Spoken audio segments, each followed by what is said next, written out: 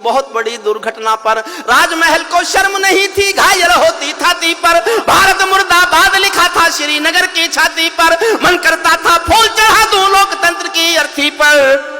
भारत के बेटे निर्वासित हो गए अपनी धरती पर, भारत के बेटे निर्वासित हो गए अपनी धरती पर। वे घाटी से खेल रहे थे गैरों के बलबूतों पर, जिनकी नाक टिकी रहती थी पाकिस्तानी जूतों पर। कश्मीर को बंटवारे का धंधा बना रहे थे वे, कश्मीर को बंटवारे का धंधा बना रहे थे वे। जुगनू को बैसाखी देकर चंदा बना रहे थे वे, फिर भी खून सने हाथों को न्योता था दरबारों का। जैसे सूरज की किरणों पर कर्जा हो अंधियारों का, जैसे सूरज की किरणों पर कर्जा हो अंधियारों का। कुर्सी भूखी थी नोटों के थैलों की, कुर्सी भूखी थी नोटों के थैलों की। कुलवंती दासी हो गई रखेलों की। एक नाम लेता हूं कविता में, उसका नाम सुनकर आपके दिल में आदर की, प्यार की, सम्मान की हिलोर उठे तो उस हिलोर को तालियों में बदल देना। कुर्सी भूखी थी नोटों के थैलों की, कुलवंती दासी हो गई रखेलों की। घाटी आंगन हो गई खूनी खेलों की, बहुत जरूरत थी सरदार पटेलों की, बहुत जरूरत थी सरदार पटेलों की। मैं घाटी के आंसू का संतरास मिटाता फिरता था, मैं घायल घाटी के दिल की धड़कन गाता। एक छंद पढ़ रहा हूं साहब। भारत मां को इस समय सोने दो। बड़ी मुश्किलों से इस बहादुर सरकार की कोशिशों के बाद भारत मां सुकून से सोने की हालत में आ गई। वाह वाह वाह वाह, बहुत बढ़िया। मैं एक छंद पढ़ रहा हूं। जब चौराहों पर हत्यारे महिमा मंडित होते थे, जब चौराहों पर हत्यारे महिमा मंडित होते थे, भारत मां की मर्यादा के मंजर खंडित होते थे।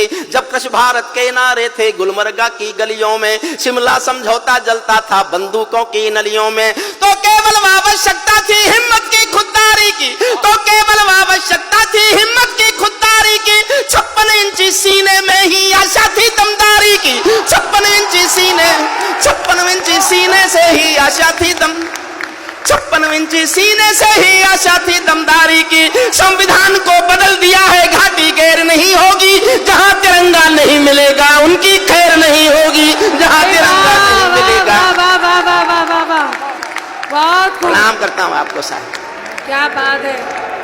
इसीलिए आवश्यकता थी हिम्मत की खुददारी की, 56 इंची सीने से ही आशा थी दमदारी की। संविधान को बदल दिया है घाटी गैर नहीं होगी, जहां तिरंगा नहीं मिलेगा उनकी खैर नहीं होगी। जिनको भारत की धरती न भाती हो, भारत के झंडों से बदबू आती हो, जिन लोगों ने मां का आंचल फाड़ा हो, दूध भरे सीने में चाकू गाड़ा हो, मैं उनको चौराहों पर फांसी चढ़वाता फिरता था। मैं घायल घाटी के दिल की धड़कन गाता फिरता था, मैं घायल घाटी के दिल की। अंतिम छंद पढ़ता हूं। अभी उधर से बयान आते हैं हमारे पास 1 पाव का एटम बम है, हमारे पास आधी किलो का एटम बम है। देखिए साहब, मैं बोलना नहीं चाहता, सांसद जी आपसे अनुमति लेकर आपसे माफी मांग के बोलता हूं, और ये मैंने बहुत दुखी होकर बोला, ऐसे नहीं बोला। रोज डराता है हमको एटॉमिक युद्ध होगा, एटॉमिक युद्ध होगा।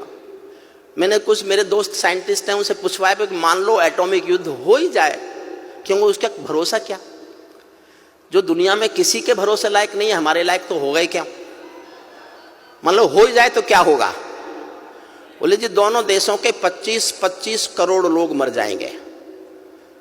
मैं एक दिन सोचता रहा, और जब उसी दिन शाम को मैंने उनके एक मंत्री का बयान सुना कि हम एटॉमिक युद्ध कर सकते हैं, तो मैंने कहा कि होने दो, होने दो, हम 25 करोड़ मरने को तैयार हैं, तुम तो रेगिस्तान हो गए, बचा क्या? अगर तुम अपने को पूरा मिटाकर हमारे थोड़े से कम कर दो तो हमें कोई नुकसान नहीं है, हमको जनसंख्या नियंत्रण कानून लाने की भी जरूरत नहीं है। अंतिम पंक्तियां सुन लीजिए। अमरनाथ को गाली दी थी भीख मिले हथिया, ये अच्छी बात नहीं है जो मैं कह रहा हूं, लेकिन दुखी होके कह रहा हूं।